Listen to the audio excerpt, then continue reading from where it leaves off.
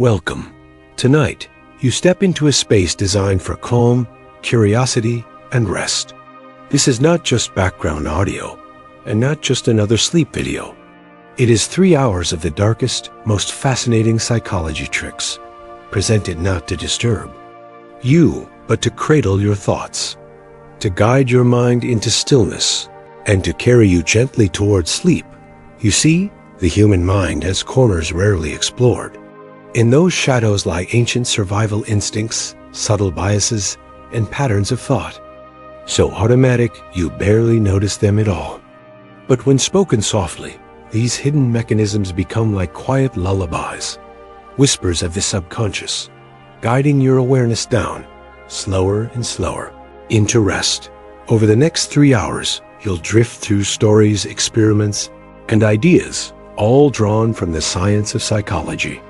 Each one is a little darker than daylight conversation, but softened here into something gentle, something safe, something you can close your eyes to dot. So as you listen, I invite you to simply breathe, to let your body grow heavier with each moment, and to allow these words to wash over you, like waves on a quiet midnight shore dot. And if you find comfort here, if you enjoy these journeys into science, sleep, and mystery, I warmly encourage you to support this space by liking this video, leaving a comment about your experience, and subscribing so you can return to this sanctuary whenever you need rest. Now, the lights are low, your mind is ready, and the long night of psychology awaits. Let us begin. You close your eyes and wander through the hallways of your own mind. Shadows become gentle teachers, whispering how thoughts drift like echoes in a cavern. The labyrinth is not to be feared, but explored slowly. Each turn teaches you how silence itself holds power. When you close your eyes at night, the world around you begins to dissolve. The walls of your room fade, the shapes of furniture soften into darkness, and the only sound that remains is the quiet rhythm of your own breathing. In that moment, you are no longer surrounded by the external world. You are standing at the entrance of a vast and intricate place, the labyrinth of your own mind. This labyrinth is not made of stone walls or hidden doors, but of thoughts, emotions, and memories.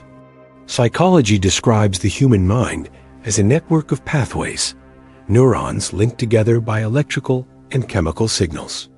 But to you, it feels like corridors, passages, and winding stairways.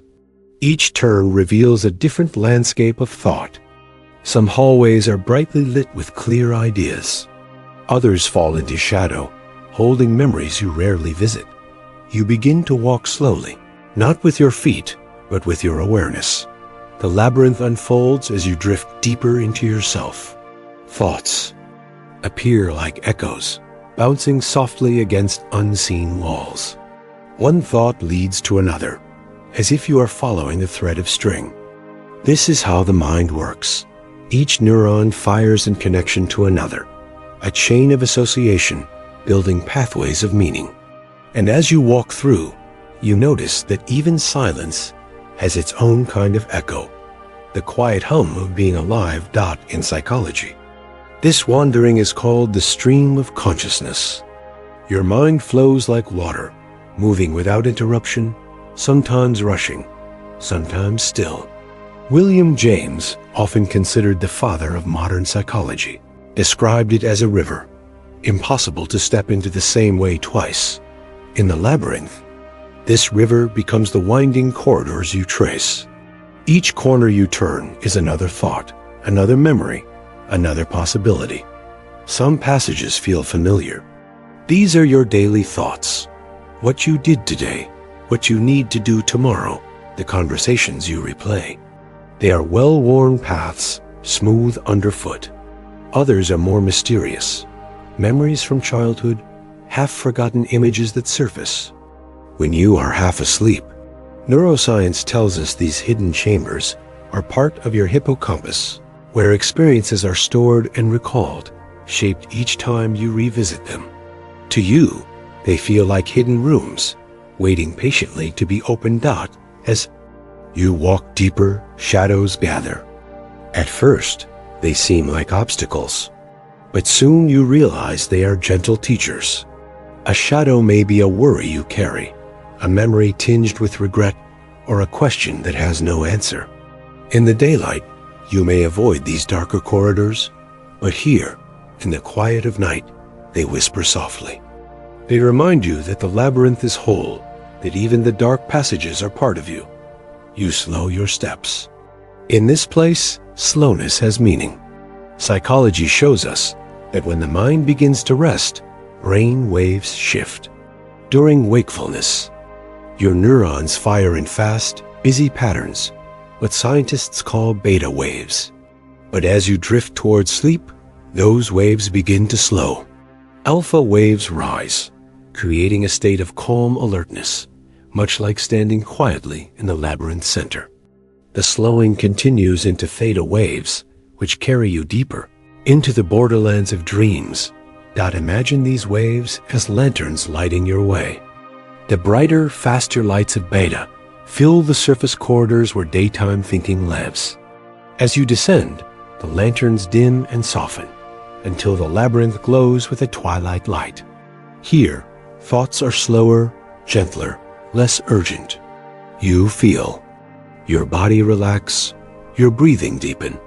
You are not rushing. You are exploring. There is science in this quiet. The labyrinth is not just a metaphor. It is the structure of your brain itself. Your frontal cortex, the region behind your forehead, is like the mapmaker of the labyrinth, organizing decisions, weighing choices, predicting outcomes. Deeper inside, the limbic system glows like hidden chambers, storing emotion and memory. The amygdala, small and almond-shaped, watches for fear and safety. The hippocampus, seahorse-like in shape, stores the stories of your days.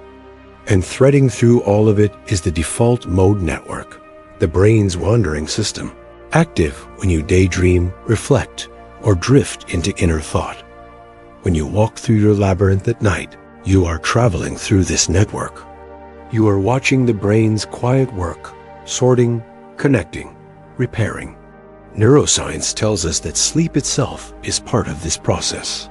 Memories are replayed, pruned, and strengthened, as if the labyrinth cleans its own corridors, while you wander. This is why dreams sometimes carry fragments of your day, woven into surreal shapes. The labyrinth remembers, but it also rearranges. You pause at a turn and notice silence. The silence here is not empty. It has texture, like the quiet hum of the earth beneath your feet. In this stillness, you realize something profound. The labyrinth is not here to trap you. It is here to hold you. Just as ancient labyrinths were built not as puzzles, but as meditations, pathways leading to a center of stillness, so too does your mind guide you toward inner calm. But as you breathe, the corridors begin to feel softer. The walls are not rigid stone, but shifting threads of thought. You see how a single idea, repeated often, becomes a path worn smooth. Psychologists call this neuroplasticity, the brain's ability to change, to strengthen certain connections, to let others fade. Every step you take in thought is like walking deeper into a corridor. Walk it often enough, and it becomes the way you know best. This is why habits, whether comforting or heavy, shape the design of your labyrinth. But tonight, you walk gently. You do not rush down the familiar passages of worry or planning. Instead, you linger, letting your footsteps echo slowly. With each pause, you create a new path, a pathway of calm. Your breathing guides you like a steady lantern, showing that the labyrinth can be a place of rest, that the mind often feels overwhelming, as though its corridors will never end. But psychology reminds us that within complexity lies order. Just as every maze has a center, every mind has a point of stillness. The ancient Greeks spoke of labyrinths as sacred spaces where walking. The winding path was a form of prayer. In the same way, your nightly wandering becomes meditation. Step by step, Thought by thought, you come closer to your own center, a place of quiet where you are whole. You may wonder if you can ever leave this labyrinth. But the truth is, you carry it with you always. The corridors shift as you grow. Memories added, paths altered, some closed, some opened. Your labyrinth is alive. And each night, when you close your eyes, you return here, not to solve it, but to experience it, to walk its pathways until sleep gently carries you deeper. Notice now how your body feels as you walk. Shoulders release their weight. The rhythm of your heart steadies. This too is part of the labyrinth, the way your body and mind reflect one another. Psychology calls this the mind-body connection. When the mind calms, the body follows.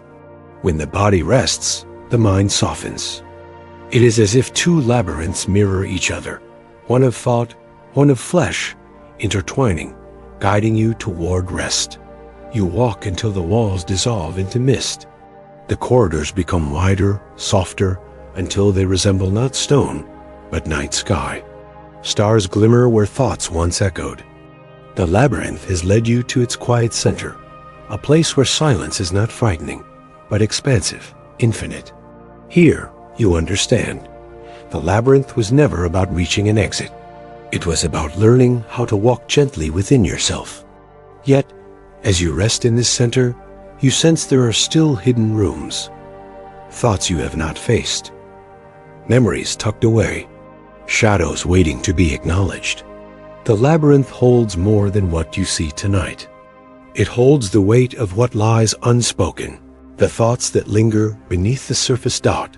And so, you wonder, what are these hidden weights, these unvisited chambers, and how do they shape the way your mind drifts through the night? Buried deep within, your unspoken worries hum softly like background noise.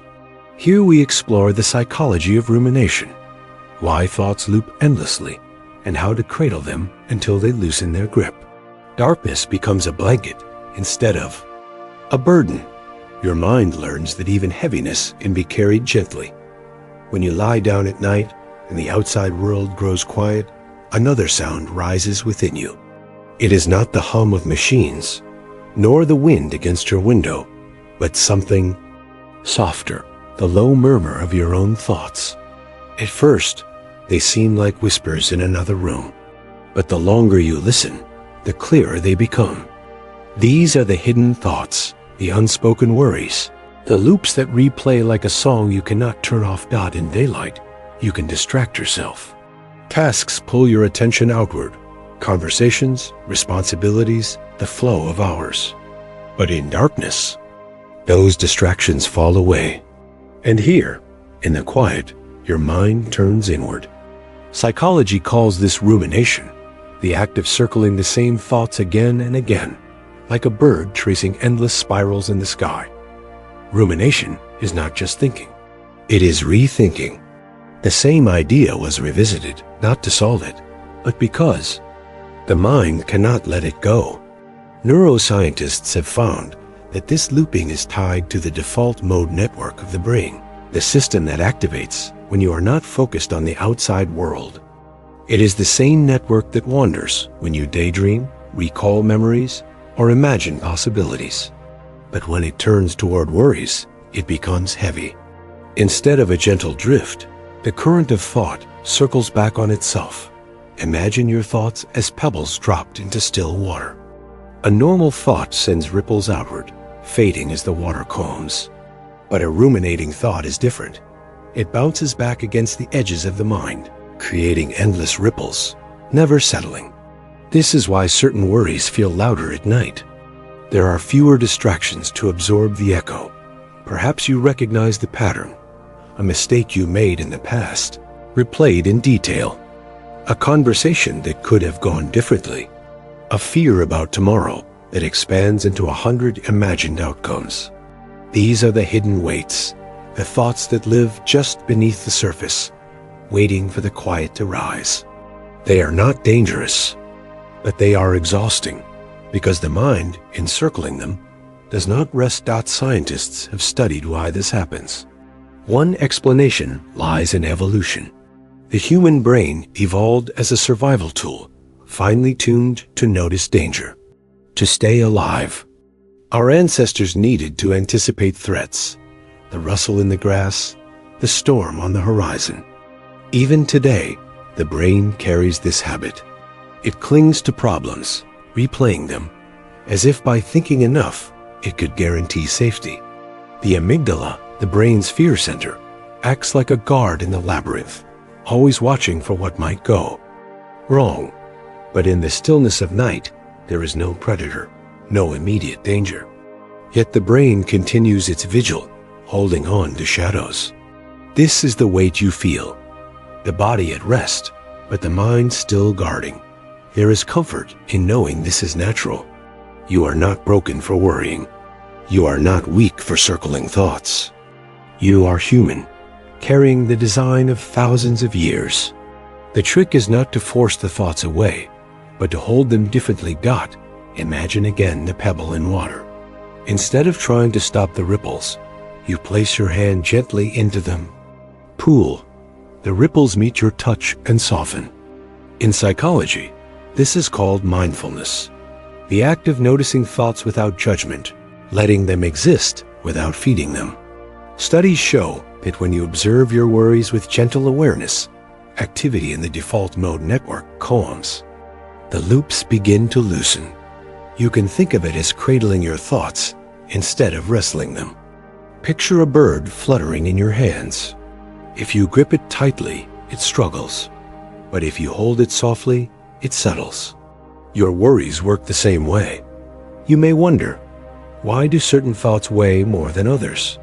Research shows that unresolved goals are often the heaviest. Psychologists call this the Zeigarnik effect, the tendency of unfinished tasks to stay active in the mind. Your brain is a completion seeker. It wants to close loops, to finish stories. When something is unresolved, an unanswered question, an unspoken conversation, a decision left hanging, the brain continues to hold it, returning again and again, as if afraid to forget. At night, these open loops rise to the surface. They ask for attention, for closure. But closure does not always come quickly. And so the mind circles. Here, in your labyrinth, you can learn a softer way. Instead of forcing answers, you can tell your mind, not now. Rest first. Even writing down your worries before bed can ease the load. Studies show that people who spend a few minutes journaling their tasks or fears sleep more easily. The act of placing thoughts onto paper tells the brain, the loop is noted, it is safe to rest. But there is also another weight, the unspoken emotions. Not tasks, not goals, but feelings you tuck away. Sadness not expressed, anger not voiced, longings not shared. These too become hidden thoughts, carried like stones in your pocket. You may not feel them in the day, but at night, when all else quiets, you notice their heaviness. Psychologists describe this as suppression. When emotions are pushed down instead of felt, they do not vanish. They wait. They surface in unexpected moments, in dreams, in tension in the body, in the racing of thoughts. The labyrinth teaches you that to release weight, you must first acknowledge it. Naming a feeling, even silently, begins to loosen its grip. This is a worry. This is sadness. This is fear. In naming, you cradle. As you walk deeper into this chapter, imagine your hidden thoughts as lanterns you carry. At first, the lanterns felt heavy, but as you name them, as you acknowledge them, they become lighter. They are still there, but no longer pressing so hard against your chest. Your breathing becomes part of this ritual. Each inhale gathers a thought. Each exhale releases some of its tension. Neuroscience confirms that slow, steady breathing reduces activity in the amygdala, soothing the brain's guard. What feels like a simple rhythm is in fact a dialogue between body and mind, a reminder that you are safe, that the weight can rest. For now, notice too how your body carries hidden thoughts. Muscles tighten without you asking. Shoulders hunch. The jaw clenches.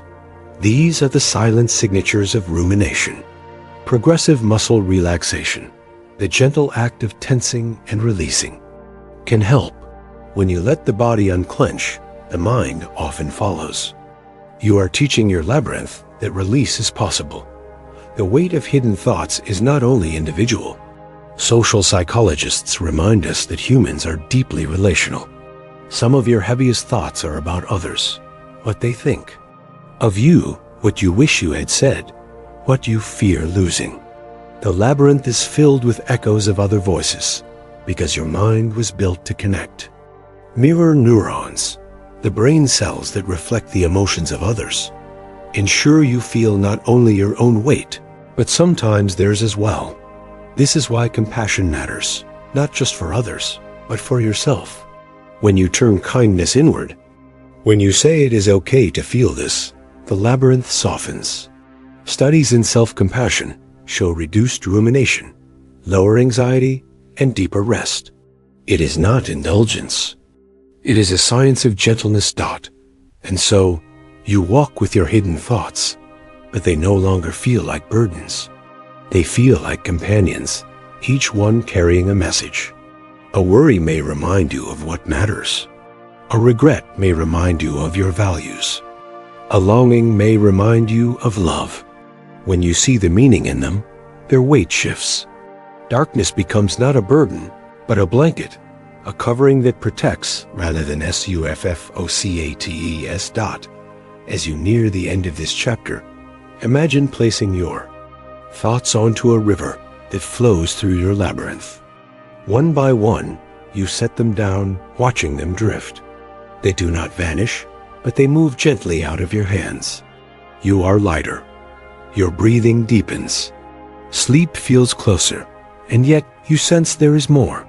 For while some thoughts are conscious, carried in lantern light, others lie deeper. Thoughts that do not rise to the surface, but still shape the waters beneath. The subconscious hums quietly, like an ocean under the labyrinth, guiding your steps in ways you cannot see. Your brain, in its twilight state, listens differently. We explore the science of hypnosis and how suggestion weaves into memory and sleep. Words become like droplets, reshaping the mind's surface, guiding you toward stillness. You drift deeper, into the rhythm where influence becomes comfort. At night, as your body softens against the bed, your mind enters a space between waking and sleep.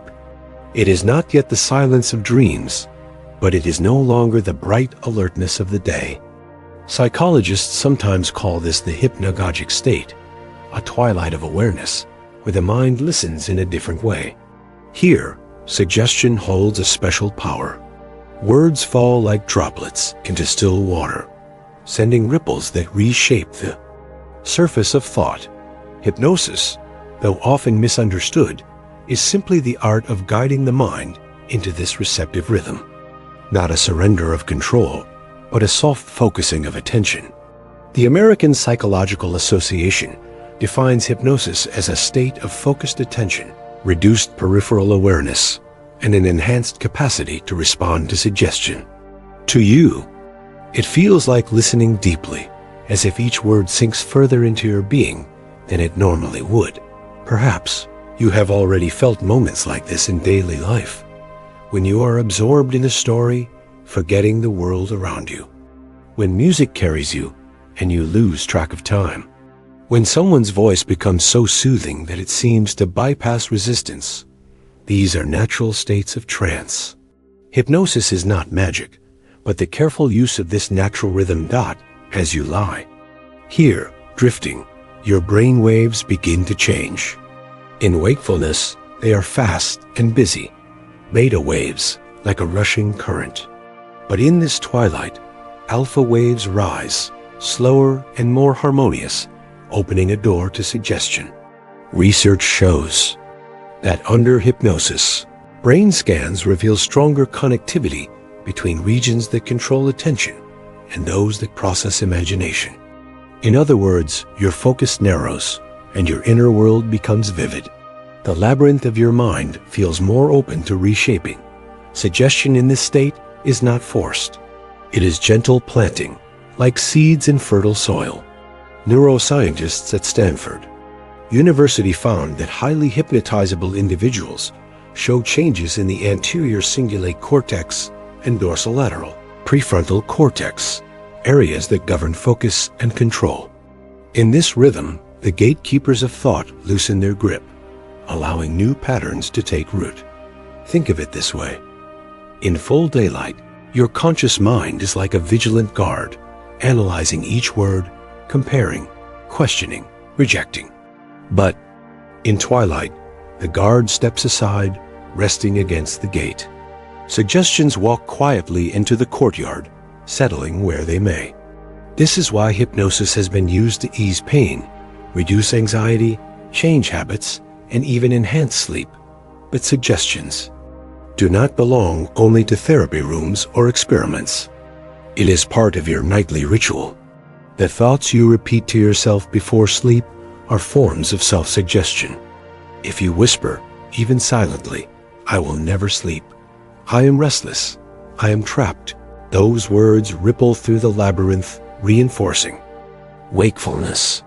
But if you say instead, "I am safe," "I am softening," "I am drifting," the ripples move in another direction. The science of self-talk blends with the art of hypnosis. Consider the placebo effect, a shining example of suggestions. Power. A pill with no medicine, when believed to help, can trigger real physiological changes: reduced pain, lower stress, improved mood. Studies show that the brain releases endorphins and dopamine in response to expectation alone. The body listens to belief. And what is belief but the most powerful form of suggestion? This is why bedtime rituals matter. When you dim the lights, when you place your phone away, when you sip warm tea or breathe slowly, you are not only preparing the body, you are sending suggestions to the mind. It is time to rest. Your environment becomes a hypnotist of sorts, shaping your state with subtle cues. You may wonder, why do words carry such weight in this rhythm? Neuroscience offers one answer. Language is not just sound. It is tightly woven with memory and emotion. The hippocampus, which stores experiences, works closely with the amygdala, which colors them with feeling. A simple phrase can awaken a cascade of associations: comfort, fear, safety, longing. Under hypnosis, these associations are more vivid, more direct. Words become not just sounds, but sensations. Imagine a calm voice telling you to feel warmth in your hand. As you focus, blood vessels in your hand may actually dilate, skin temperature rising. The thought becomes physical. Clinical hypnosis uses this for pain management, even in surgeries. Patients guided into trance have reported reduced pain with nothing but suggestions. Science confirms what the labyrinth whispers. The line between thought and body is thinner than it seems. As you walk deeper into this chapter, notice how suggestion is already at work in your life, often unnoticed. Advertising uses it. Repetition makes ideas familiar, and familiarity breeds belief. Stories use it. A narrative pulls you in, and you accept its world without resistance. Relationships use it. The words spoken to you by loved ones shape how you see yourself. Suggestion is not rare. It is the fabric of human influence. But here, in the quiet of night, you can reclaim suggestion as something gentle, something healing. You can become your own hypnotist, offering your mind words that cradle instead of cut. Instead of rumination repeating worries, you let suggestions repeat comfort. I am resting. I am safe. I am letting go. Psychologists studying sleep hypnosis find that individuals guided with calming suggestions fall asleep faster and wake feeling more refreshed. A study from the University of Zurich showed that women who listened to hypnotic suggestions before bed spent 80% more time in slow wave sleep, the deepest, most restorative stage. Words reshape the very architecture of rest. Think of slow-wave sleep as the labyrinth's innermost chamber. Here, the brain repairs itself, consolidates memories, cleans away toxins. The more time you spend in this chamber, the stronger, clearer, and calmer you wake. And suggestion, when spoken softly, acts as a key that helps open the door. In your own journey, you can use this rhythm simply. Before sleep, repeat phrases that hold meaning. Not forced affirmations, but gentle truths. I am allowed to rest. I am safe to release the day. Sleep will come in its own time. Neuroscience shows that repetition strengthens neural pathways, neuroplasticity in action. Each night you repeat, you carve a smoother path toward rest. Suggestion also shapes dreams. Psychologists call this dream incubation. By setting an intention before sleep, to dream of a solution, to release a worry, to imagine a peaceful place, you plant seeds in the twilight. Studies show that these seeds often grow into the fabric of dreams, guiding the mind even in unconscious landscapes. You can think of dreams as the labyrinth's hidden gardens, tended by suggestion. Perhaps now you feel the rhythm yourself. Words falling softly, one after another. Your breathing is in sync with the flow. This is the hypnotic rhythm, not imposed, but arising naturally when you listen deeply. Like waves on the shore, the repetition is soothing. Each sentence washes gently, carrying you further inward. You realize now that hypnosis is not about being controlled. It is about choosing what you allow to settle in the soil of your mind. Just as a gardener chooses which seeds to plant, you can choose your nightly suggestions. Left unattended, weeds of worry may grow. But tended with care, the labyrinth fills with softer, more peaceful patterns. This understanding leads to a deeper reflection. How much of your daily life is shaped by unseen suggestions? Words spoken long ago, still echoing. Habits formed from repeated cues, beliefs carried without questioning. The mind is porous, absorbing influence. But awareness gives you power. The power to notice, to choose, to reshape. And so, you rest now in the hypnotic rhythm. Each breath a suggestion. Inhale calm, exhale release. Each thought a ripple, softening the waters of the labyrinth. You are not forcing rest. You are allowing it. Sleep is not commanded, but invited, welcomed like a guest. As the chapter closes, you begin to sense another truth. That suggestion is not only about words, but about trust. To follow a voice, to let go into trance, requires surrender. The next turn of your journey leads here, into the delicate balance between holding control and letting it slip away. Every human mind longs to control, yet secretly craves release. This chapter wanders into psychological studies of power, submission, and trust. By surrendering, you discover rest. By letting go, you uncover peace. You lie here now, still and quiet, with only the soft sound of your own breathing to remind you that you are present. In this stillness, another rhythm rises, quieter than breath, slower than heartbeat. It is the rhythm of wanting control, an ancient pulse in the human mind. You feel it when you plan, when you decide, when you hold tightly to certainty. Yet beneath that rhythm lies another, softer one, the yearning to let go, to surrender, to finally release the weight of command. Between these two currents, control and surrender, your mind learns how to navigate the world. The need for control is not weakness, it is survival. From your earliest days, your brain has been wired to predict and regulate. Imagine an infant reaching for its parent's face, grasping, learning that its tiny cry can summon comfort. That first lesson, when I call, someone comes, is a lesson in control. Psychologists such as John Bowlby, who studied attachment theory, showed how even infants understand that safety depends on being able to influence their environment. The cry controls attention. The smile controls affection. Control, in its gentlest form, is the fabric of trust. As you grow, the need for control shapes itself into habits, routines, and plans. Each morning ritual, each small decision tells your brain that the world is predictable. Predictability soothes. Neuroscience shows that the prefrontal cortex, the part of your brain that plans and anticipates, lights up when you set things in order. Your brain is a prediction machine, always scanning, always forecasting what might come next. When those forecasts succeed, you feel secure. When they fail, you feel the trembling of uncertainty. Yet too much control, held too tightly, can become a cage.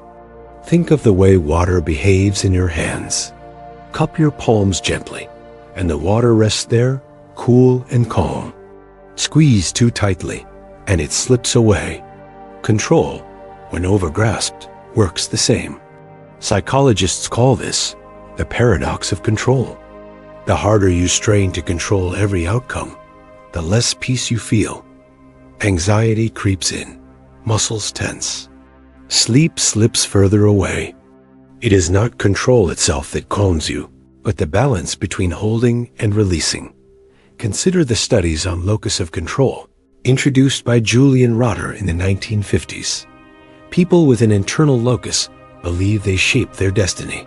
People with an external locus believe fate, chance, or others decide. Both are partly true. Too strong an internal locus, and you may feel crushed by responsibility. Too strong an external locus, and you may feel helpless, tossed like driftwood on waves. But the healthiest minds discover balance, the ability to act when action matters, and to surrender when surrender is wise.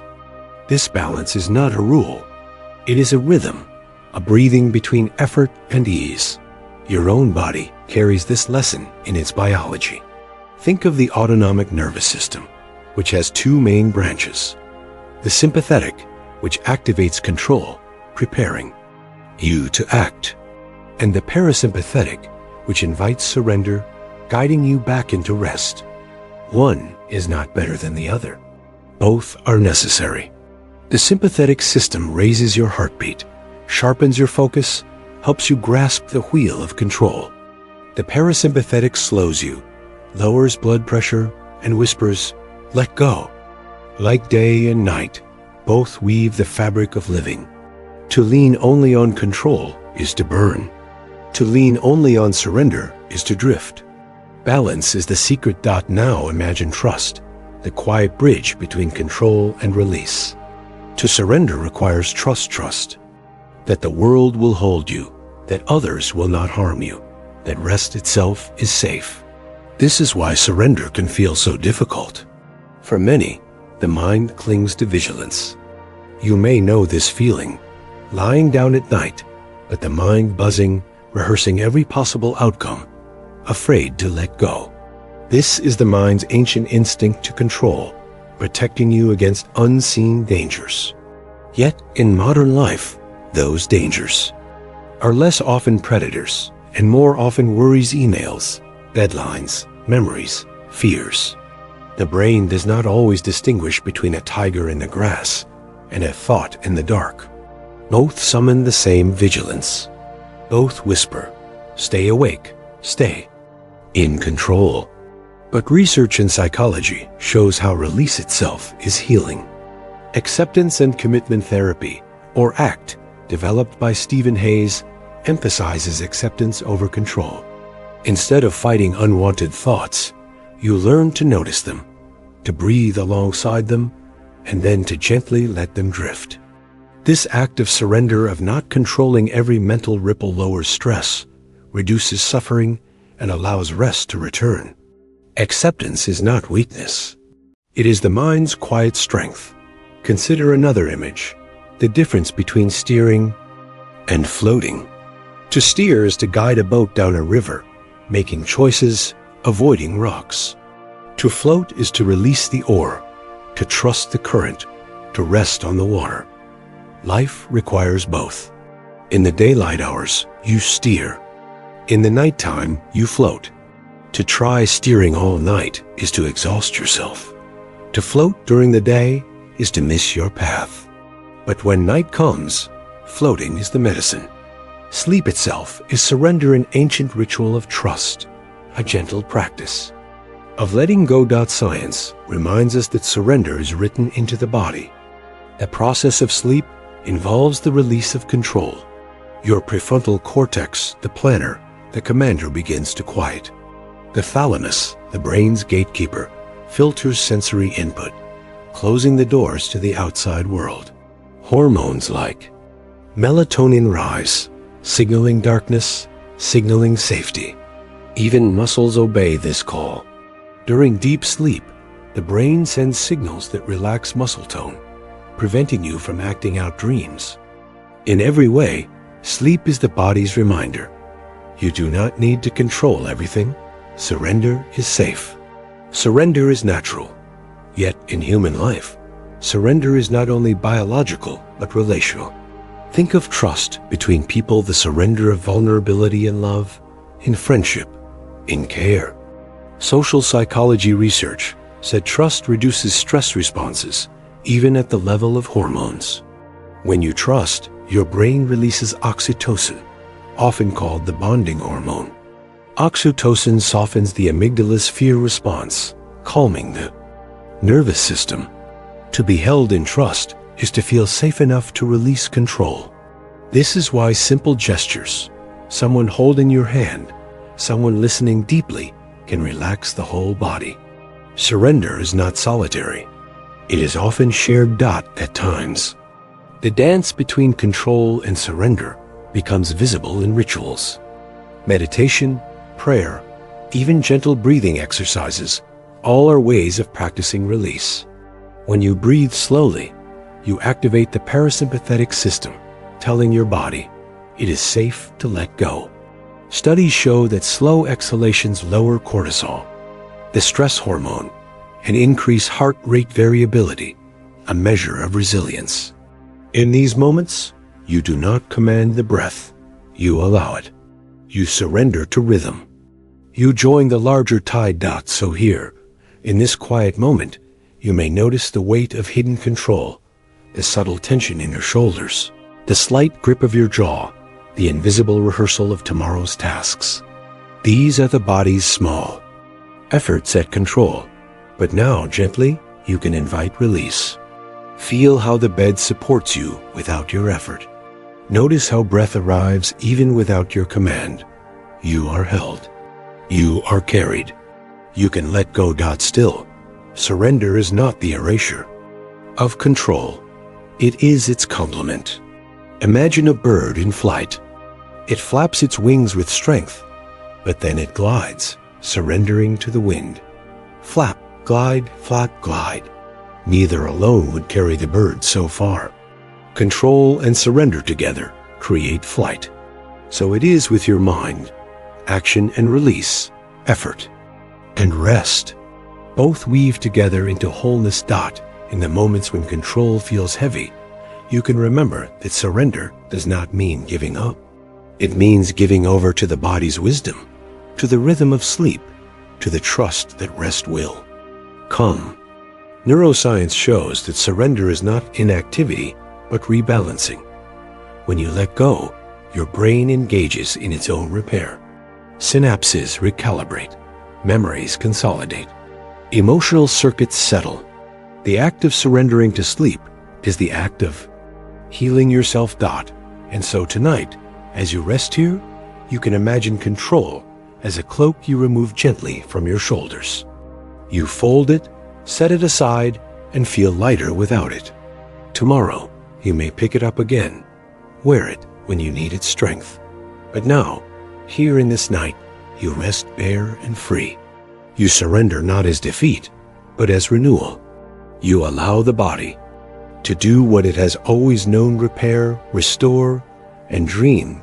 Notice how your breath, steady and slow, teaches this lesson without words. You inhale a moment of control, drawing air in. You exhale a moment of surrender, releasing what is no longer needed. Inhale, exhale, control, surrender. Each cycle is a reminder of balance. Each cycle is a bridge into deeper calm. As you drift deeper into this thought, you may wonder, if surrender brings such peace, what other hidden forces shape the mind in silence? What unseen currents guide your inner world when you finally close your eyes? Perhaps just beyond the edge of waking, another mystery is waiting to be explored. Fear sharpens awareness, but also steals sleep. We step gently into the brain's fear center, the amygdala, and learn how shadows of fear can be softened into echoes. The very energy of fear can become the warmth that soothes. You find that, even in trembling, there is wisdom, and even in shadows, there is light. Fear is one of the oldest companions of your mind. It lives not outside you, but within, woven into the structure of your brain, whispering from deep corners whenever it senses the unknown. Fear is not your enemy. It is a mirror, showing you where your body longs for safety and where your heart feels vulnerable. As you close your eyes tonight, you may notice how fear feels like a tightening in your chest, a quickening of breath, a restless stirring in your thoughts. It is the same pattern that kept your ancestors alive in the wilderness, when every shadow could conceal a predator and every sound might mean danger. Fear sharpens awareness. It pulls you into the present with a jolt, as if the body is saying, "Stay awake." Survival depends on it. But in the quiet of your bedroom, long after the dangers of the day have passed, that same fear can feel misplaced. Instead of saving you, it robs you of sleep. Instead of guiding you to safety, it circles endlessly, feeding on imagined outcomes. Tonight, we wander gently into this territory, not to banish fear, but to understand it, to soften it, and to notice the ways it can transform into something less threatening, perhaps even something comforting. In the center of your brain sits a small almond-shaped structure called the amygdala. Its name comes from the Greek word for almond, a shape that belies its profound importance. The amygdala is like a guardian. It scans the environment for signs of threat and rings an alarm bell when something feels dangerous.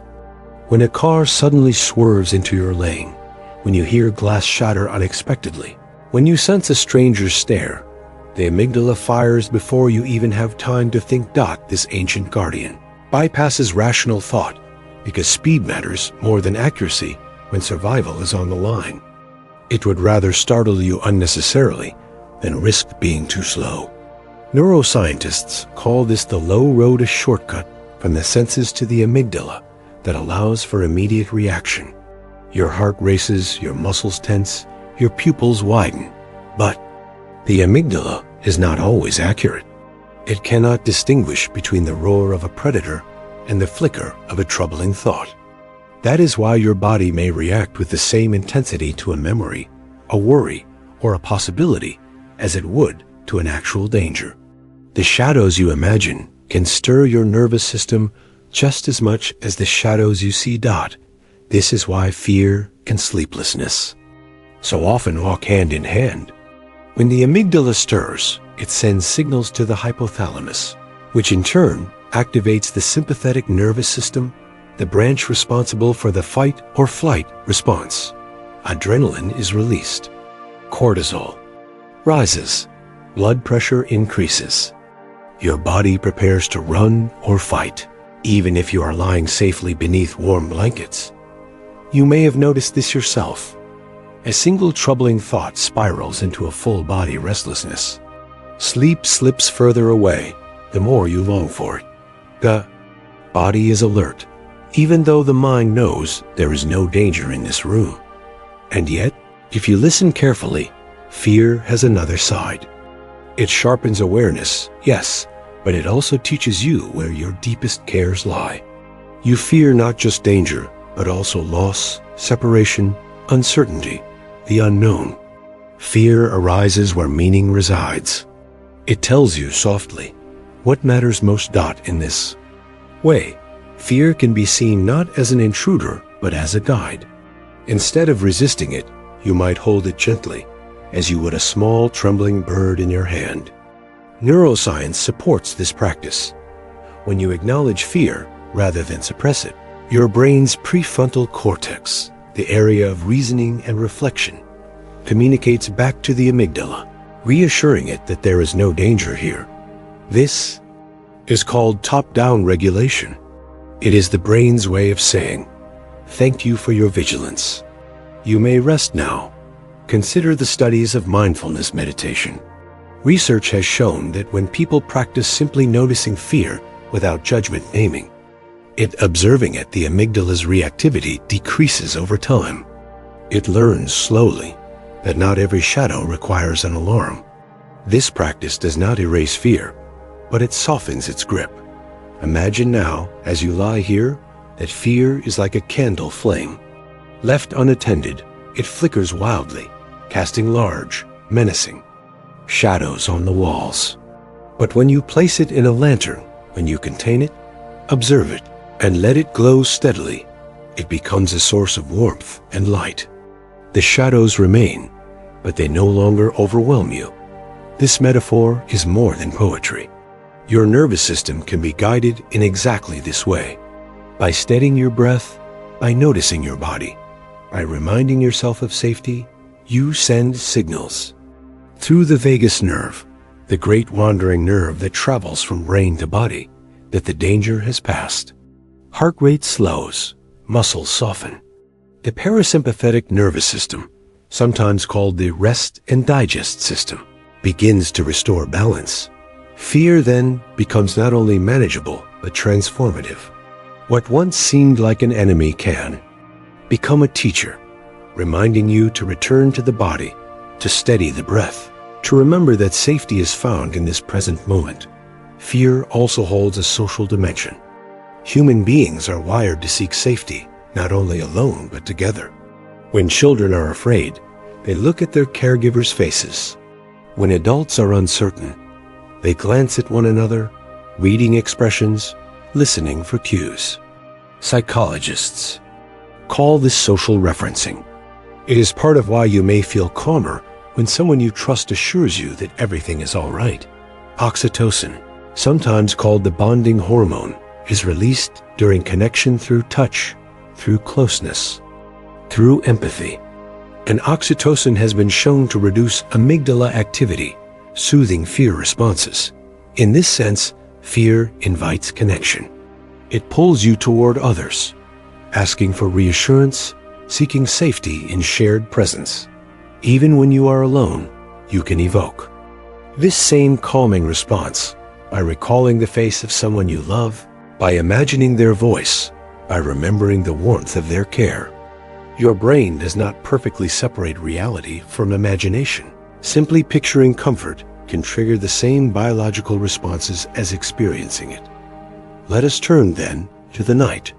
Fear often appears when the world grows dark and quiet, when distractions fade and your mind is left to wander. At night, the amygdala can feel unguarded and old worries rise. Neuroscientists suggest that this happens because the brain's control systems, the prefrontal cortex in particular, are less active when you are tired. The balance shifts and emotion takes center stage. This is why fears that feel small in daylight can loom large in the dark. Your mind rehearses what-ifs, your body stirs restlessly, and sleep drifts further away. Yet understanding this pattern can itself be a comfort. You can remind yourself, this is the amygdala at night. These fears are echoes, not realities. They will soften with rest. Some researchers even believe that dreams are the brain's way of working with fear. In dreams, the amygdala is active, but the body is paralyzed in REM sleep, preventing you from acting out your fears. This allows the brain to rehearse, process, and integrate emotions in a safe space. Nightmares may be uncomfortable, but they too serve a purpose. They are the mind's way of practicing resilience, rehearsing survival, and preparing you for life's challenges. So tonight, rather than resisting fear, you might experiment with a different approach. Notice it, name it softly. Place it in the lantern of your awareness. Allow it to flicker, but keep breathing, steady and slow. Recognize that fear is not separate from you. It is a part of your nervous system, a remnant of ancient survival that still tries to keep you safe. And then, imagine its energy changing. Feel the racing heart as a reminder that you are alive. Feel the quickened breath as air filling your lungs with life. Let the heat of fear soften into the warmth of presence. In this gentle reframing, fear ceases to be only a thief of sleep. It becomes instead a passageway and invitation to deepen awareness, to soothe the self, and to discover the quiet strength that lives beneath the surface. When you wake tomorrow, fear will still exist. It always will. But perhaps tonight, as you drift toward sleep, you will see it differently. Not as a wall, but as a mirror. Not as an enemy, but as a signal. And perhaps, in this soft shift of perspective, your body will allow rest to come. Because even fear, when understood, can lead you not away from peace, but toward it. And as you notice this, you may begin to wonder if fear itself can be softened into comfort. What other emotions, anger, desire, longing, might also hold within them a secret doorway into calm. Beneath the surface of waking thought, a vast sea moves quietly. Currents of memory and hidden belief shape the tides of your mind. Dreams are the waves breaking on the shore, fragments of a deeper sea. In learning to float here, you find calm instead of fear. A subconscious is not chaos, but rhythm, waiting for you to listen. You close your eyes, and the surface world grows quiet. Behind the curtain of awareness, another dimension stirs. This is the subconscious, a realm as deep and uncharted as the ocean. You do not see it with your eyes, nor hear it with your ears, yet it surrounds you, guiding each breath, each heartbeat, each flicker of emotion. Scientists often describe the subconscious as the backstage of the mind. It is where memories are, stored where habits are built, where the body regulates its countless rhythms without needing permission. Like the ocean, it has layers, some near the surface, rippling and changing, others deep and still, unseen yet powerful. Imagine the sea at night. The surface reflects moonlight and restless waves, but beneath lies a silence vast beyond comprehension. Your subconscious works in a similar way. At the surface are fleeting thoughts, half-formed images, subtle associations. These rise like bubbles, carrying messages from below. Deeper still are older memories, experiences you have long forgotten, but which continue to shape how you move through life. Psychologists speak of the subconscious not as a single place, but as a set of processes. Freud once called it the reservoir of suppressed desires. Modern science, more careful, calls it automaticity, the set of behaviors and judgments that happen outside conscious awareness. Think of how you drive a familiar road without effort, or how you type a word without recalling each letter. These are gifts of the subconscious, performing in silence, so that your conscious mind may be free to wander. As you listen now, you may feel a gentle awareness of your breath. You do not command your lungs to fill, they simply do. You do not calculate each beat of your heart. It continues faithfully. These actions are orchestrated by hidden networks, guided by the ancient brainstem, the autonomic nervous system, and the patterns woven into your neurons by countless repetitions. The subconscious is not an enemy, but a caretaker, watching while you dream. Dreams themselves are windows into this hidden ocean. When the conscious mind rests, the subconscious stirs, weaving fragments of memory, emotion, and imagination into surreal stories. Neuroscientists describe how the hippocampus, the brain's memory librarian, replays events of the day, reorganizing them like shells on a beach. Some dreams soothe, others disturb, but all are the ocean speaking. To interpret them too literally is to miss their rhythm. Instead, you may let them wash over you, knowing they are part of a deeper tide. Consider the way a wave carries the memory of distant winds. A dream carries the memory of distant thoughts. You may dream of a childhood street, not because it is significant now, but because it is stitched into your fabric. The subconscious does not forget. It records and recycles, sometimes gently, sometimes with force. And yet, it does not speak in words. It speaks in images, sensations, symbols, the language of the deep. You may wonder why fears echo louder at night. The answer lies again in the ocean of the subconscious. In the quiet of darkness, without distraction, submerged thoughts rise like creatures from the deep. Neuroscience explains this as the default mode network, a pattern of brain activity that awakens when the mind is at rest. It drifts toward memories, toward unresolved concerns, toward self-reflection. This is not a flaw, but a function. It is your brain's way of processing, digesting, and preparing you for the day ahead.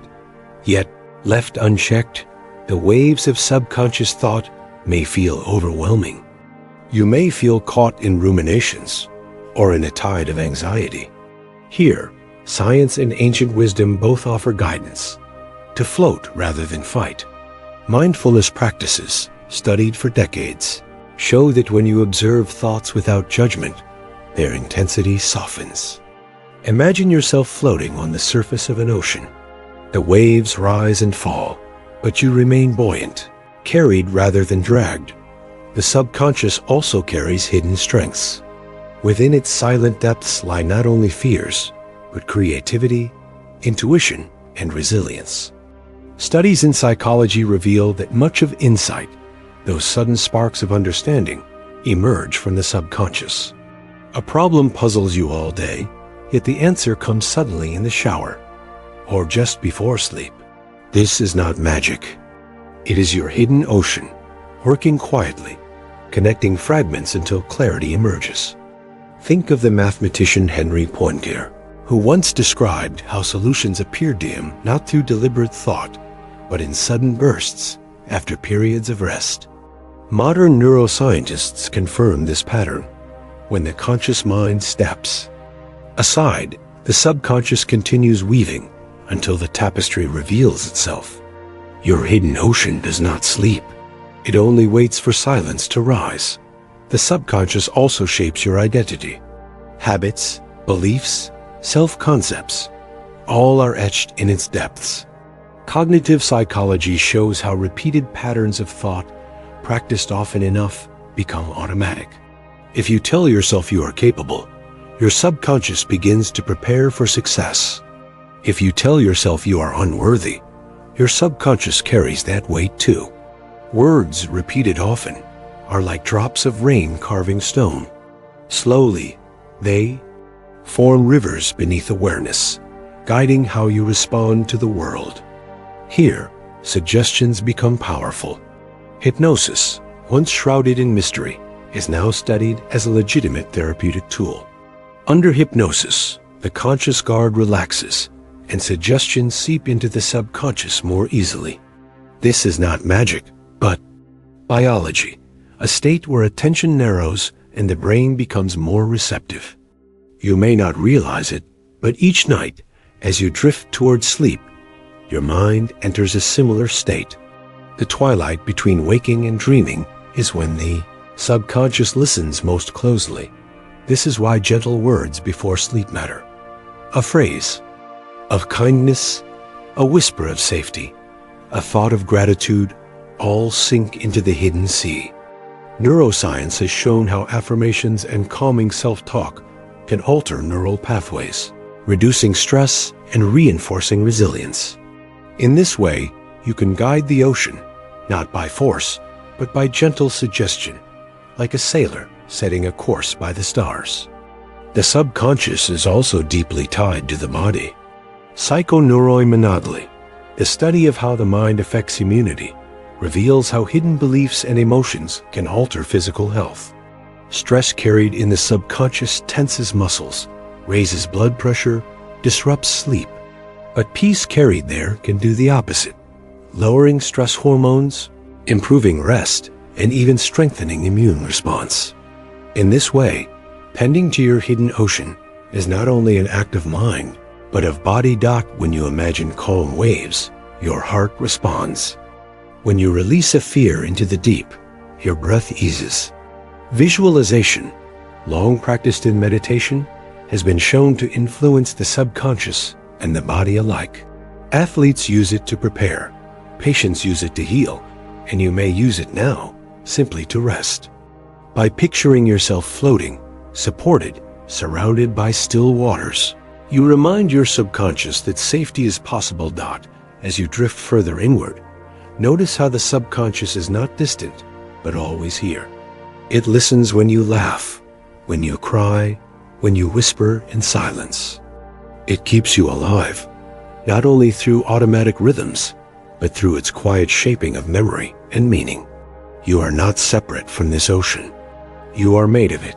The key is not to master the subconscious, but to befriend it, to listen to its symbols without fear, to acknowledge its whispers without judgment, to allow it to carry you as the ocean carries every swimmer, every drifting piece of wood, every drop of rain. And so, as you rest, you may picture yourself on a shore. Each wave is a thought rising from the subconscious. Some waves are gentle, some strong, but all eventually recede. You do not need to chase them. You do not need to stop them. You only breathe and let them come and go. In this way, the silent ocean within you becomes not a burden, but a companion. Even now, the sea continues to move beneath the surface. It will carry you through dreams, through memory, through quiet healing. You are safe in its rhythm. You are part of its tide, and as you listen more deeply, you may begin to wonder. If the subconscious is an ocean, vast and hidden, what else lies beyond its horizon? What shores might it touch, in the mystery of dreams, or in the uncharted waters of imagination? When night falls, the ticking clock softens. Your mind begins to play with time, stretching it like threads of silk. A minute can feel eternal, and hours may dissolve in an instant. Here, we explore the strange, beautiful illusions of time within your brain, and how letting go of the clock opens a doorway to timeless rest.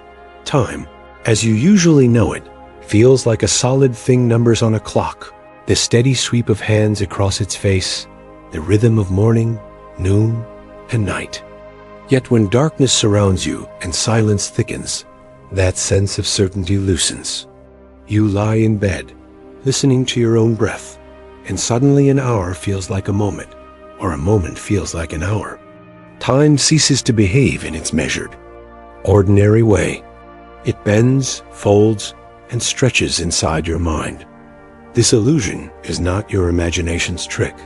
It is a natural rhythm of perception, born of the brain's inner machinery. Time is not stored in one place in your mind. Instead, it is stitched together by many networks working at once. Neuroscientists describe it as a construction, like a painting made from thousands of tiny brushstrokes. And at night, when external cues like light and activity fade away, that painting begins to blur. Imagine standing on a quiet shore as the young tide slips in and out. The waves mark rhythm, but they are never exact. Sometimes they crash quickly. Sometimes they pause, suspended. Your brain experiences time in much the same way. Neural circuits measure pulses, but those pulses are elastic. Just as waves never strike in perfect uniformity, your perception of seconds, minutes, and hours shifts with the state of your mind.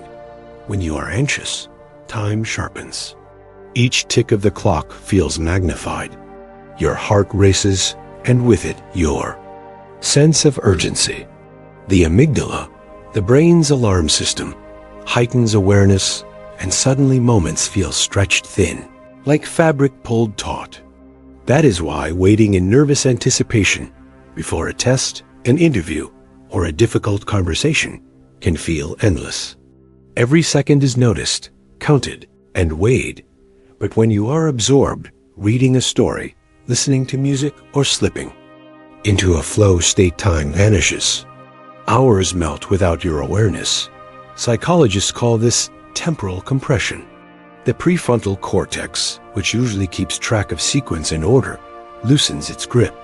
You are carried by rhythm rather than measurement, like a leaf drifting downstream out at night. This duality meets you in bed. Some nights, you may watch the ceiling, every second dragging heavy as though glued to the clock's slow hands. Other nights, you close your eyes for what feels like a breath and wake to morning light, astonished that so many hours have passed. Both experiences are real. Both are reflections of the mind's dance with time. Part of this dance arises from your circadian rhythm, the body's internal clock. Nestled in the hypothalamus is the suprachiasmatic nucleus, a cluster of neurons attuned to light and darkness. This cluster releases signals that guide hormone cycles, body temperature, and alertness. When light fades, melatonin begins to rise, urging sleep. When dawn arrives, melatonin falls, cortisol stirs, and waking begins. But this clock does not only measure biology. It also shapes how you feel time passing. Think of circadian rhythm as a lantern that shifts the colors of the world. In daylight, time feels structured, framed by work and activity. At night, the lantern dims, and with it, boundaries soften. The same hour at noon and the same hour at midnight carry very different textures, not because the clock changes, but because you do. Dreams deepen this illusion further. In dreams, you might live through long journeys, intricate conversations, or vast adventures, only to wake and discover mere minutes have passed.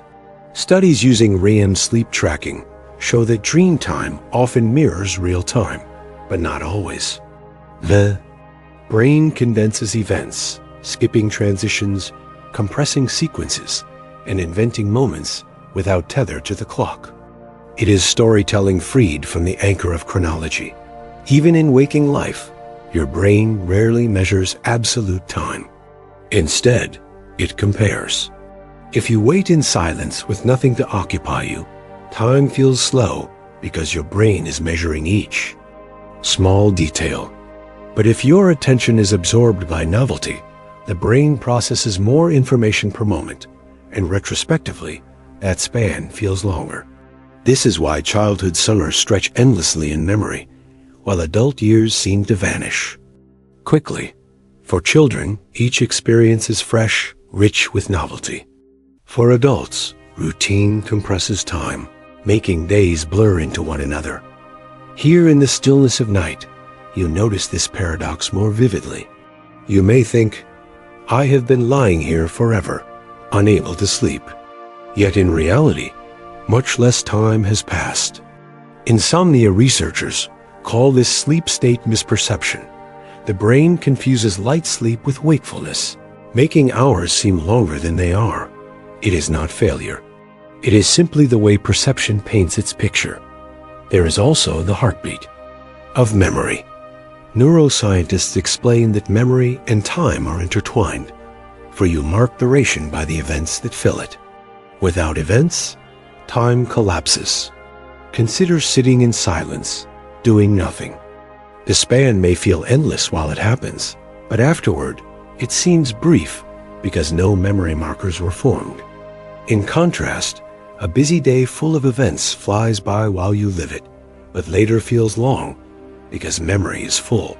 At night, when your mind empties, the absence of events stretches time in strange ways.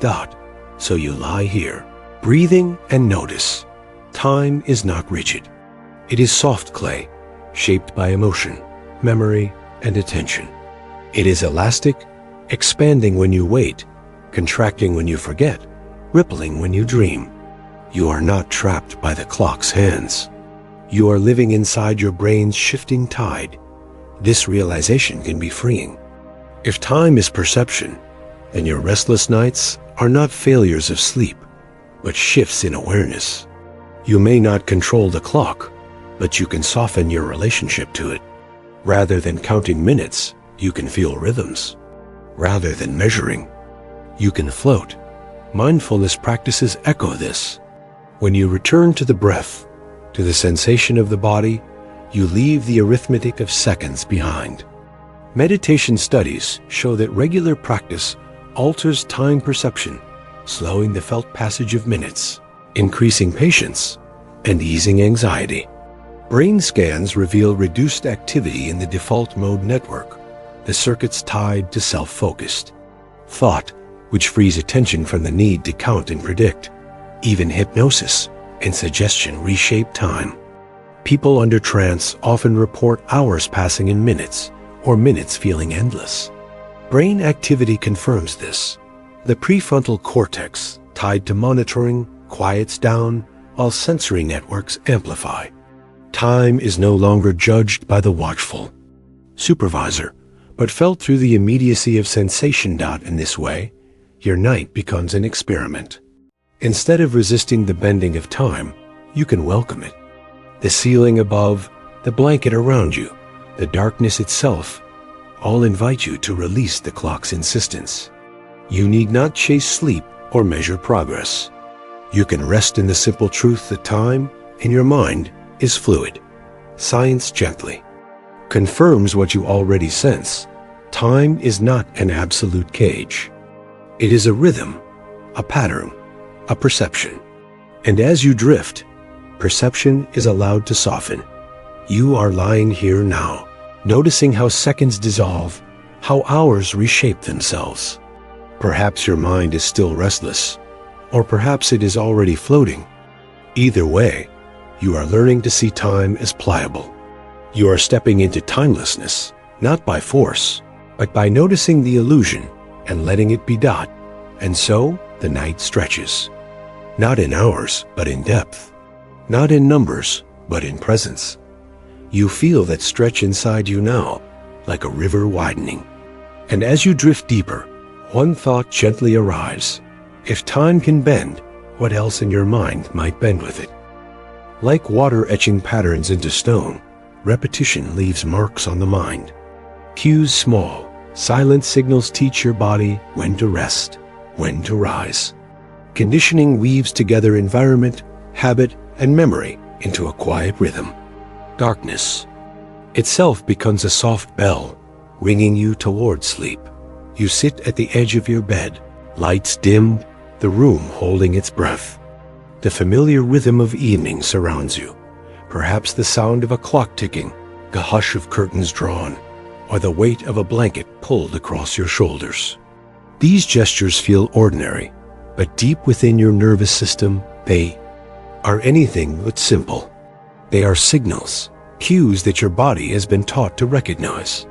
Through years of subtle repetition, you have conditioned yourself to fall into patterns, much like a path worn smooth by countless footsteps. Conditioning is not only a concept for animals in laboratories. It lives inside you, guiding how you respond to the world and even how you prepare for rest. Each night is not a blank slate. Each night is an echo of the nights that came before. The story of conditioning often begins with a dog. In the late 1800s, the Russian physiologist Ivan Pavlov noticed something curious during his experiments on digestion. His dogs began to salivate, not just when food was presented, but when the footsteps of the lab assistant approached, or when a bell was rung before a meal. The dogs had learned to connect one sound, one cue, to the expectation of nourishment. This learning became known as classical conditioning, when a neutral signal becomes linked to a natural response. Though the experiment is old, its echoes are everywhere. Your body, too, learns bells. Darkness becomes a bell.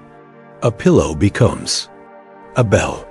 Even the ritual of brushing your teeth becomes a silent chime, telling your brain the day is ending. The time for rest has arrived. It may seem mechanical, even simple, but this quiet pattern is a gift. Conditioning frees your mind from the constant need to decide. You do not have to think about when to feel tired or whether to prepare for sleep. The cues of your environment and your habits already whisper the answer, but this power is double-edged. Just as the body can be conditioned into rest, it can also be conditioned into wakefulness, tension, or unease. If you lie in bed scrolling through a glowing screen, the bed becomes a place not of sleep, but of stimulation. If you pace your room while worrying, the room becomes a theater of unrest. Conditioning is not only about what soothes you, it is about what shapes you quietly and persistently. This is why sleep scientists speak of sleep hygiene. It is not about cleanliness in the ordinary sense, but about the environment and rituals you create around rest. The goal is simple: to teach your body that bed means sleep and nothing else. To let your pillow carry the same message as Pavlov's bell. Over time, your nervous system learns the association so deeply that just stepping into the familiar setting makes your body soften, your breath deepen, your mind prepared to drift out. In psychology, this process reveals itself in two layers. The first is classical conditioning, where signals in your environment become tied to your body's automatic responses. The second is operant conditioning, where your actions are shaped by rewards and consequences. You experience this in small ways. When you sleep at the same time each night and feel the refreshing reward in the morning, your body becomes more willing to repeat the pattern. When you disrupt it staying awake too long or pulling your attention to stressful tasks, you may feel the heavy consequence the next day. Slowly, gently, you are trained. Imagine for a moment that your subconscious is like a garden. Each habit is a seed. When you water the seed each night by repeating your rituals, it grows into a strong, reliable plant. But if you water weeds, late night scrolling, restless overthinking, they too will thrive. Conditioning is the gardener that does not sleep, patiently tending whichever seeds you place in the soil of your mind. The power of conditioning is also visible beyond sleep. Think of music. A single song can bring tears to your eyes, not because of the notes themselves, but because your mind has linked that melody with memory. A scent can carry you instantly back to childhood or to a place you thought you had forgotten. These are the bells of life, cues that stir your nervous system into feeling. Sleep, too, can be anchored to cues in evening tea, a stretch, a whispered prayer, or the dimming of lights. Modern neuroscience has begun to map how these associations form. At the heart of the process is the hippocampus, which organizes memory, and the amygdala, which colors those memories with emotion. The prefrontal cortex helps connect cues with expectations, while the basal ganglia clusters of neurons deep in the brain govern habits and automatic patterns. Together, these regions weave the fabric of conditioning.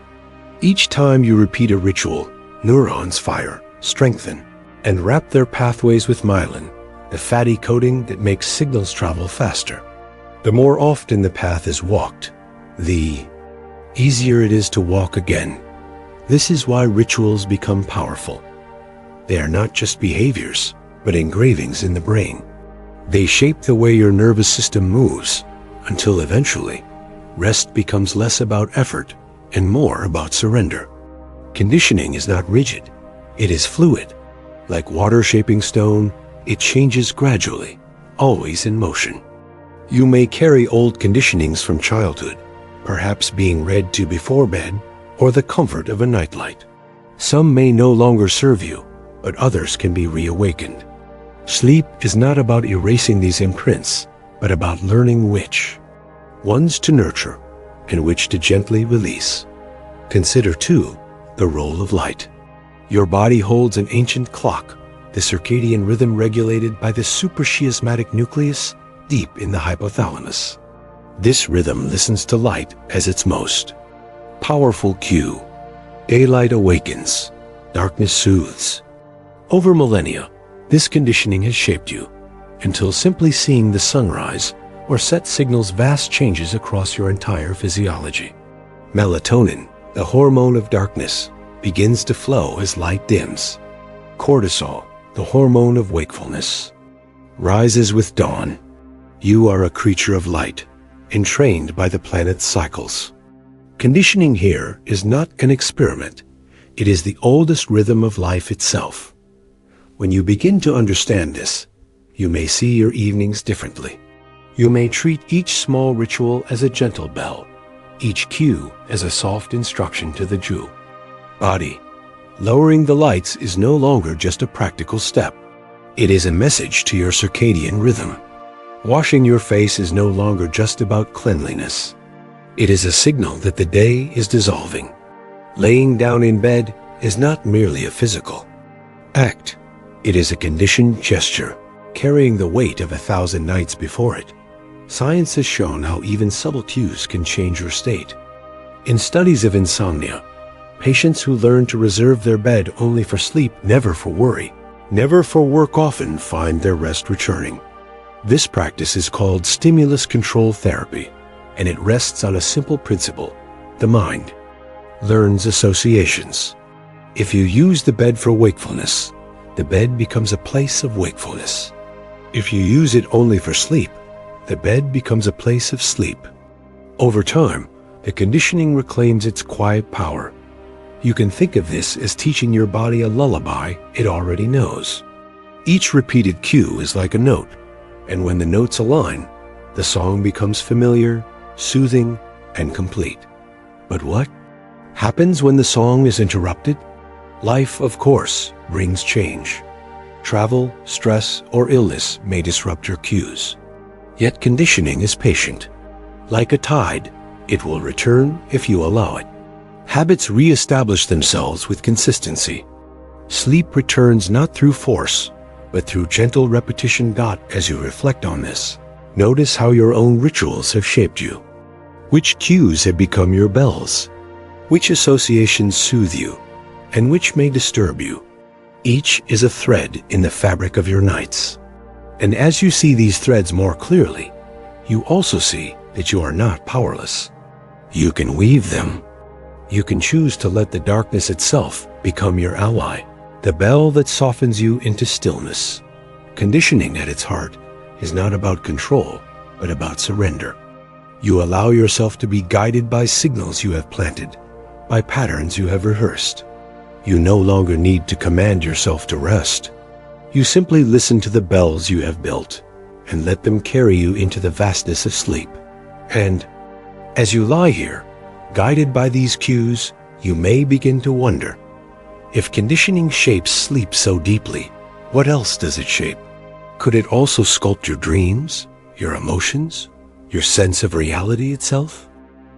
Inside your mind, many voices move like wind through trees. Some encourage, some criticize, some simply observe in silence. Psychology shows us how this inner dialogue shapes your emotions, choices, and rest.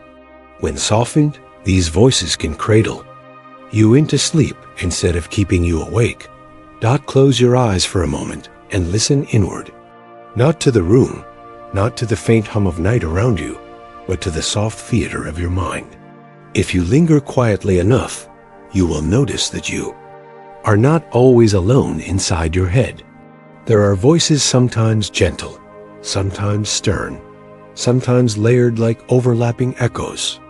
They are not hallucinations, not the imagined whispers of someone standing behind you, but rather the murmurs of your own inner dialogue. This conversation is always unfolding, whether you pay attention or not. You may hear the voice that urges you to get out of bed in the morning, the one that doubts whether you are enough, or the one that reassures you that you will be okay. These voices are not separate beings, yet they often feel distinct. Psychologists call this self-talk, the ongoing narration of thought that shapes the way you feel about yourself and the world. The human mind evolved to speak inwardly. Neuroscientists trace the origins of this skill to language itself. As soon as our ancestors developed words, they discovered that language could be turned not only outward, toward others, but inward, toward the self. This gave birth to a powerful survival tool. By rehearsing actions in your mind before carrying them out, you could avoid danger. By talking yourself through problems, you could stay calm in chaos. By replaying experiences you could learn from. Mistakes. Yet what helps you survive does not always help you sleep. In the stillness of night, those inner voices may grow too loud. A harsh self-critic may emerge, replaying your failures with sharp tones. Or the voice of worry may spiral endlessly, reminding you of tasks unfinished or dangers imagined. Research in psychology shows that negative self-talk can elevate stress hormones like cortisol, which in turn interfere with rest. It is as though the mind begins to whisper alarms, even when your body longs for peace. But there is a gentleness hidden in this system too. Just as a critical voice can wound, a nurturing voice can heal. Experiments in cognitive behavioral therapy demonstrate that when people learn to soften their self-talk, treating themselves as kindly as they would treat a close friend, anxiety decreases and resilience increases. The brain, it seems, listens to itself carefully. When you speak kindly within, neural circuits in the prefrontal cortex strengthen pathways of calm. Your inner voice becomes not a restless echo, but a lullaby. Imagine your inner voices as characters gathered around a campfire. Some speak loudly, eager to be heard. Others whisper at the edge of the flame. One voice might say, "You are not ready for tomorrow." Another may counter, "You have done enough. Tomorrow will unfold as it must."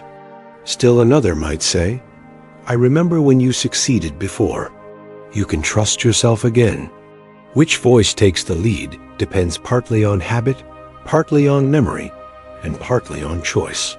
The critic often shouts the loudest. Psychologists suggest that humans carry an inner critic as a safeguard. By anticipating mistakes, by doubting ourselves, we try to avoid rejection or harm.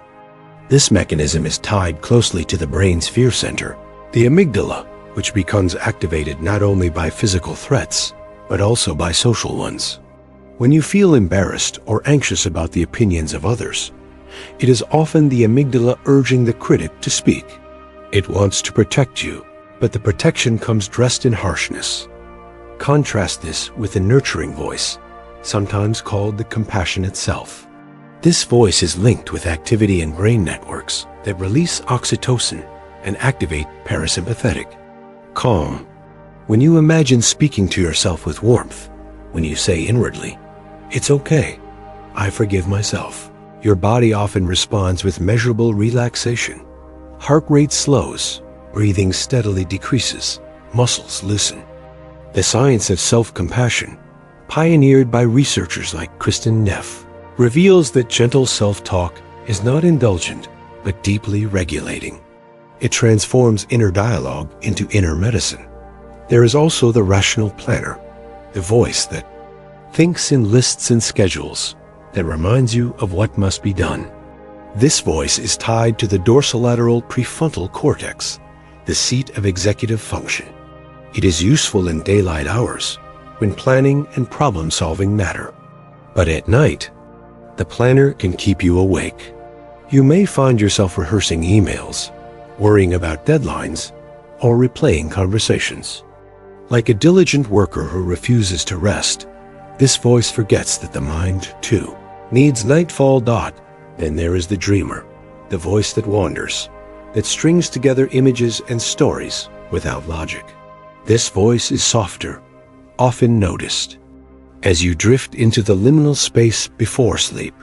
Psychologists call it hypnagogic thought, the drifting, semi-coherent fragments of imagination that float as the conscious mind begins to dissolve. Unlike the critic or the planner, the dreamer voice invites rest. It does not demand answers, it simply drifts. What is important to realize is that all these voices are yours. They are threads of the same fabric, woven from memory, experience, and neural habit. None is an intruder. None is wholly wrong. But at night, when you long for stillness, you may choose which voice to amplify and which to let fade. Mindfulness practices teach you to observe voices without judgment. In studies using functional MRI, people who practiced mindfulness showed reduced activity in the default mode network, a set of brain regions linked with self-referential thought and rumination. This means their inner chatter quieted. They still had voices, but the voices did not cling as tightly. You can imagine sitting at the campfire, listening to each character speak, and then letting their words drift upward like smoke into the night air. A simple practice can help. When you notice the critic rising, pause and ask, "Would I speak this way to someone I love?" If not, you may choose to reframe the words. Instead of always failing, you might say, "I am learning." Each attempt brings growth. This does not mean denying reality or coating life in sugar, but rather guiding the voice toward balance. Over time, the nurturing voice gains strength, and the critic learns to soften. Another practice is journaling, which externalizes the voices. When you write down your thoughts, you give them shape and distance. Studies find that expressive writing lowers stress and improves immune function. By placing the voices on paper, you create space between you and them. They no longer swirl endlessly within. They rest quietly as ink, allowing your mind to breathe. Think, too, of lullabies and bedtime rituals. Just as a child is soothed by a parent's voice, you can soothe yourself with words. Neuroscience confirms that tone matters. The prosody of speech, the rhythm and melody of words, affects the autonomic nervous system. When you speak gently to yourself, even in silence, your body perceives safety. You may find it comforting to whisper inwardly, "It's safe to rest. You may let go now." These phrases become like repeated notes in a song, training the nervous system to associate them with sleep. The voices inside are not enemies. They are companions, though some are rough-edged. With patience, you learn which ones to invite closer at night and which to let wander away until morning. And when you rest, the dreamer takes the stage, weaving new narratives in the theater of sleep, giving form to feelings and solving puzzles beneath awareness. In truth, the mind is not a single voice, but a chorus. Neuroscientists sometimes describe consciousness as a parliament of selves, where different perspectives compete and negotiate. This explains why you may feel torn, as though arguing with yourself. It is not madness. It is the natural multiplicity of human thought. The gift lies not in silencing the parliament, but in guiding its tone toward kindness.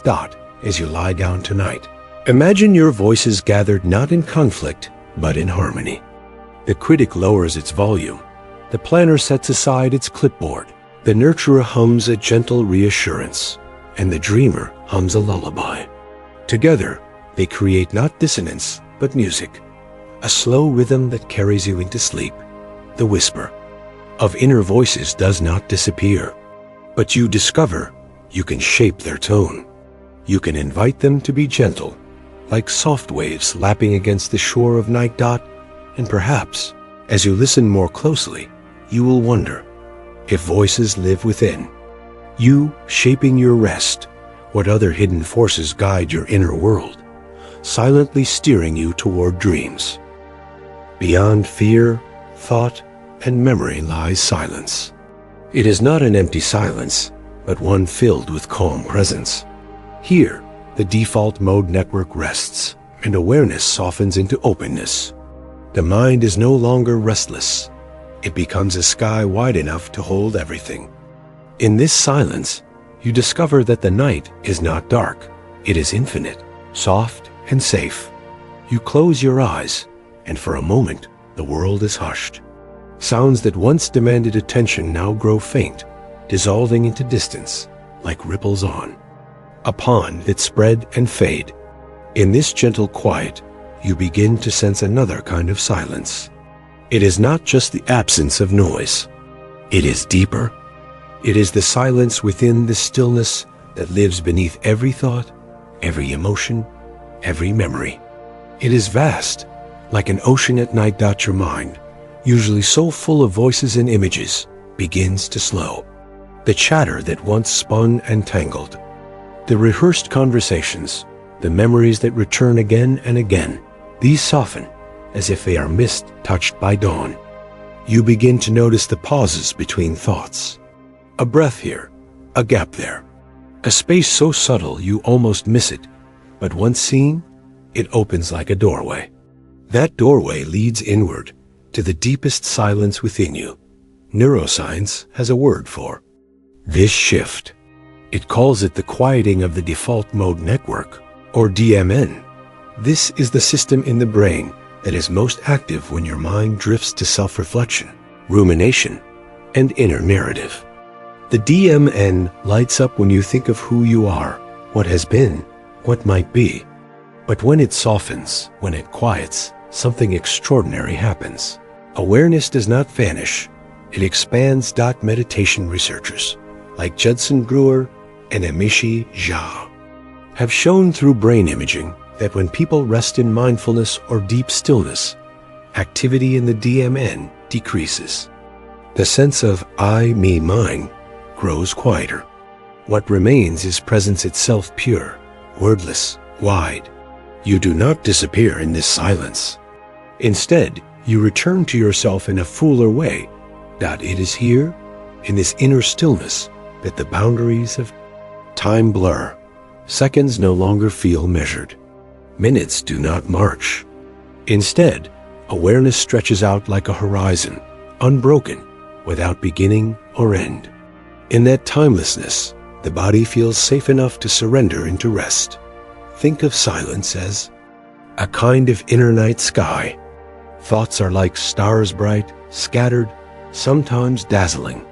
But behind them is always the expanse of space itself, wide, dark, infinite. Without space, stars could not exist. Without silence, thoughts could not arise. You may spend so much of your life noticing only the stars, but tonight you learn to rest in the sky that holds them. This silence is not a void to be feared. It is full. The psychologist Carl Jung once wrote that in stillness, we encounter the self, the deeper field of being beyond ego or mask. Modern psychology echoes this in studies of flow states, when thought becomes so quiet that you are completely immersed in the present. In these moments, stress hormones fall, heart rate slows, muscles loosen, and sleep flows naturally, like water finding its level. But perhaps silence is not something you must create. It is already here. It has always been here, waiting beneath every word, beneath every noise. Notice how even on the busiest day, there is always a pause between sounds. The universe itself is filled with silence. Between each heartbeat, between each breath, there is space. Between galaxies, endless space. Between atoms, infinite space. And so too within you. You can test this now. Let a thought rise, a memory, an image.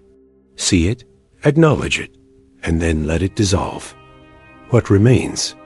Silence. Another thought arises, another story. You observe it. You let it go. What remains? Silence again. This silence is not disturbed by the comings and goings of thoughts. It is the ground on which they appear and vanish, like waves upon the ocean. Surface. Neuroscientists sometimes describe the resting brain as a symphony of networks. Attention, memory, sensory processing, emotional instruments playing together. But beneath them is rhythm, a pulse, a unifying field. Silence is that rhythm. It is not empty. It is the foundation on which harmony is possible. And when you rest here, the body senses safety and the mind releases its grip.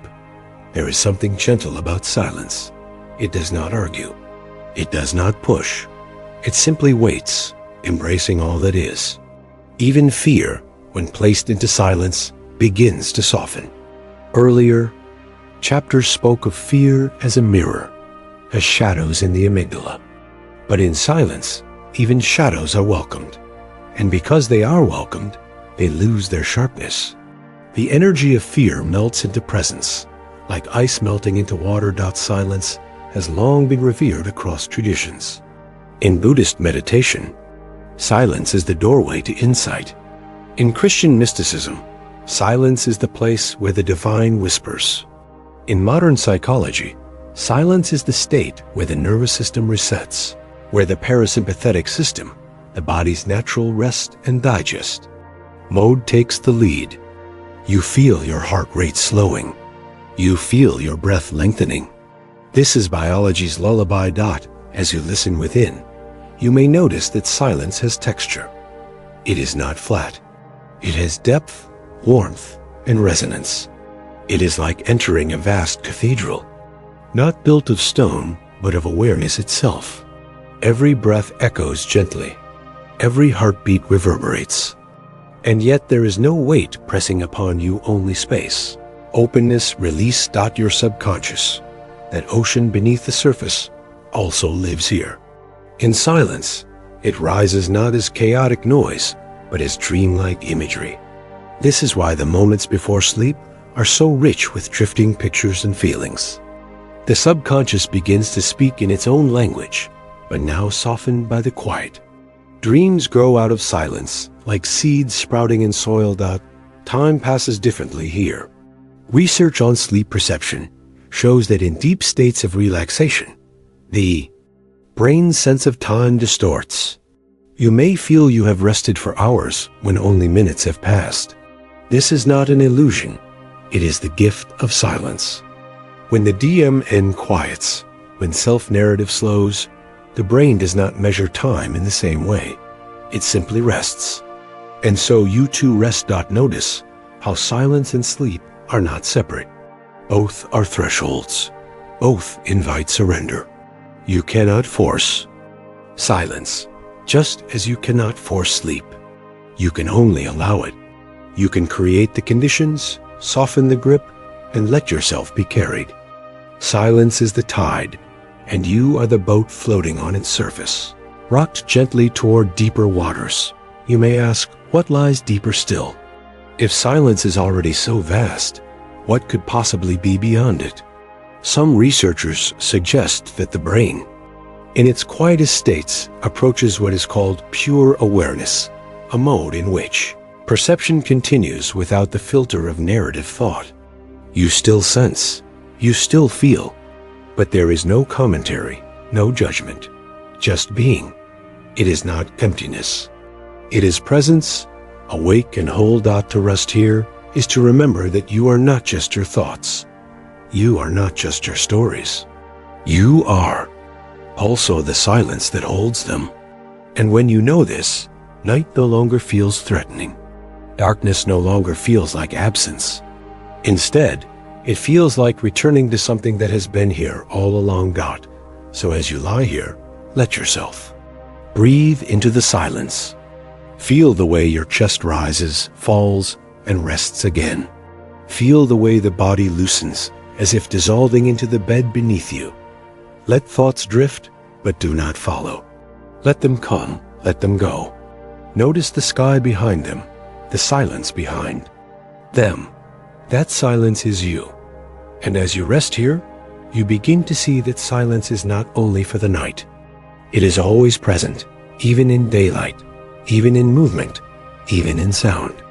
Beneath conversation, beneath busyness, beneath worry, silence waits. And the more you touch it here, the easier it becomes to return to it during the day. Silence becomes a friend. Silence becomes home.